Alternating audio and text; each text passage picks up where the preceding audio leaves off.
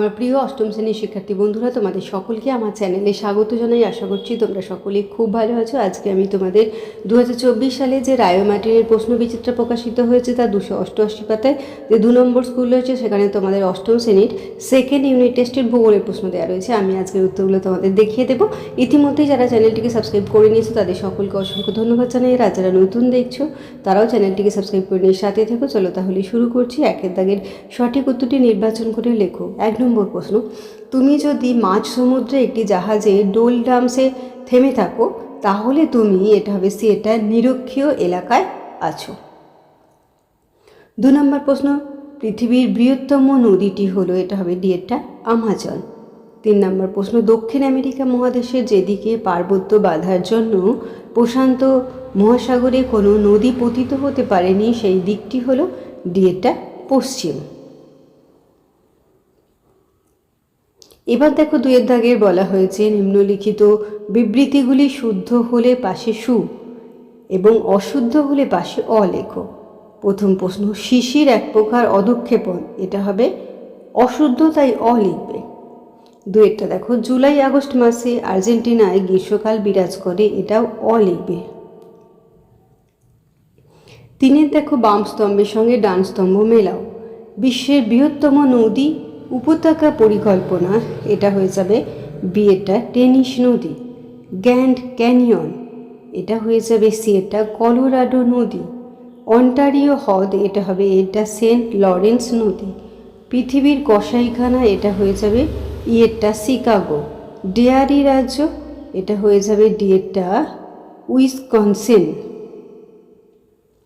4 দেখো বলা হয়েছে সংক্ষিপ্ত উত্তর দাও। 1 শিশিরাঙ্ক কাকে বলে?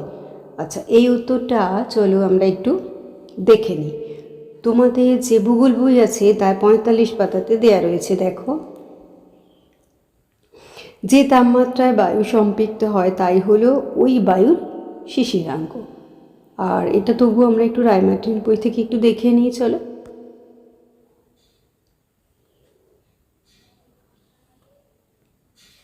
অথবা দিয়ে প্রশ্নটি দেখো 4 দাগের অধঃক্ষেপণ বলতে কি বোঝো? এই উত্তরটাও চলো আমরা একটু দেখে নিই। তোমাদের যে ভূগোল বই আছে তার 40 পাতাতে পেয়ে যাচ্ছ অধঃক্ষেপণ। দেখো, পৃথিবীর অভিকর্ষের টানে বায়ুমণ্ডল থেকে জলকণা বা বরফকণা ব্যাকেটে দেবে তরল বা কঠিন অবস্থায় ভূপৃষ্ঠে নেমে এলে তাকে বলে অধঃক্ষেপণ। 4 2 দেখো, চিনুক কি? দেখো, এটা তোমরা পেয়ে যাবে তোমাদের বইয়ের 40 পাতাতে। আর আগের উত্তরটা তোমরা পেয়ে গেলে ওই অধঃক্ষেপণটা 46 পাতাতে ছিল আগেরটা। আর এখন যেটা পেয়ে যাচ্ছ চিনুক কি, এটা 40 পাতাতে পাচ্ছ। দেখো, রকি পার্বত্য অঞ্চলের উষ্ণ বায়ু হচ্ছে চিনুক। 5 দেখো, প্রথম প্রশ্ন, চেরাপুঞ্জি ও শিলংয়ের মধ্যে দূরত্ব কম হওয়া সত্ত্বেও দুটি জায়গার মধ্যে বৃষ্টিপাতের পরিমাণগত তারতম্য হয় কেন?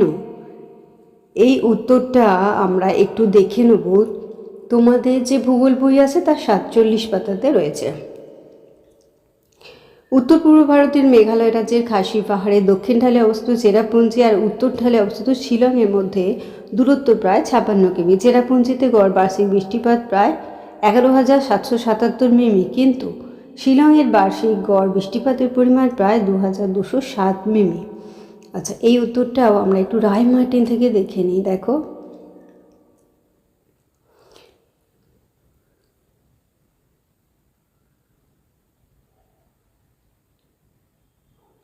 রায় মার্টিনের বই থেকে একটু দেখিয়ে দিলাম। 5 2 দেখো, আমাজন নদীর মোহনায় বদ্বীপ সৃষ্টি হয়নি কেন? এই উত্তরটা চলো একটু দেখে নিই আমরা। 5 2 তোমাদের যে ভূগোল বই আছে তার 100 পাতাতে রয়েছে। দেখো, এখানটা লিখবে যে বিস্তীর্ণ অঞ্চল জুড়ে আমাজন অববাহিকা অবস্থিত হওয়ায় প্রচুর পরিমাণে বৃষ্টির জল এই নদীতে এসে পড়ে। এই অববাহিকা সমুদ্রের দিকে বেশ ঢালু, তাই সমগ্র অববাহিকার জল মূল নদী দিয়ে প্রবল বেগে আটলান্টিক মহাসাগরে মেশে। আমাজন নদীর মোহনা বেশ প্রশস্ত হওয়ায় সমুদ্রের জোয়ারের জল নদীতে অবাধে প্রবেশ করতে পারে। মোহনা অঞ্চলে উপকূল সংলগ্ন সমুদ্র স্রোত শক্তিশালী। এইসব কারণে আমাজন নদীর মোহনায় বদ্বীপ সৃষ্টি হয়নি।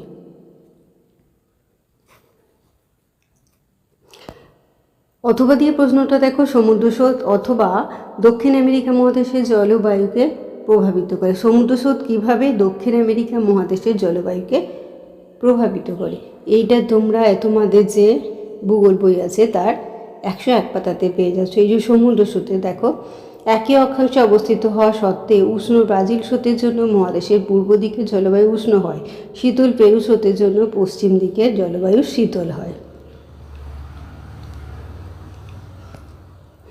6-1 দেখো, পৃথিবীর বায়ুচাপ বলয়ের সঙ্গে নিয়ত বায়ুপ্রবাহের সম্পর্কের একটি চিহ্নিত চিত্র অঙ্কন করো। এই দেখো 6-1 উত্তরটাও তোমাদের যে ভূগোল বই আছে তার 34 পাতাতে রয়েছে। এই যে এই ছবিটা,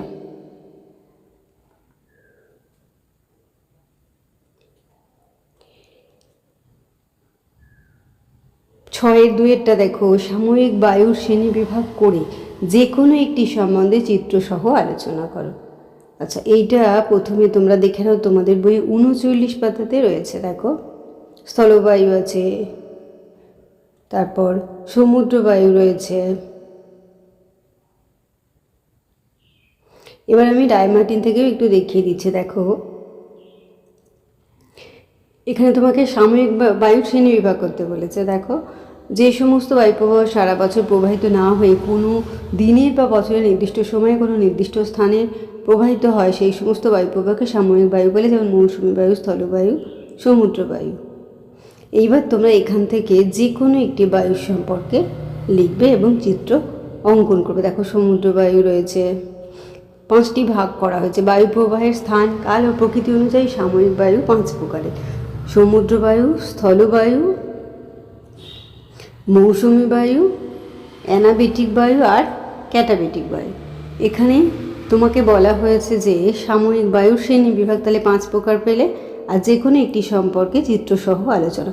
এই যে কোনো একটি তোমরা 5 প্রকার রয়েছে, তোমরা এখান থেকে স্থলবায়ু, সমুদ্র বায়ু করে দিতে পারো।